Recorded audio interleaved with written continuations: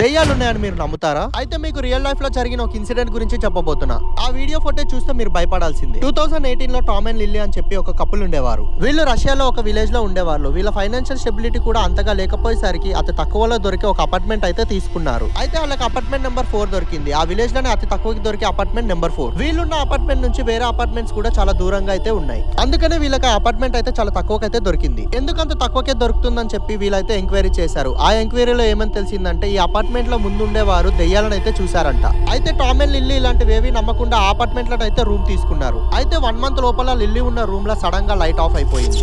ఇంకా లిల్లీ పైన ఉండే రూమ్ నుండి ఎవరో ఏడుస్తున్నట్టు భయంకరంగా అరుస్తున్నట్టు అరుపులు అయితే వినపడ్డాయంట.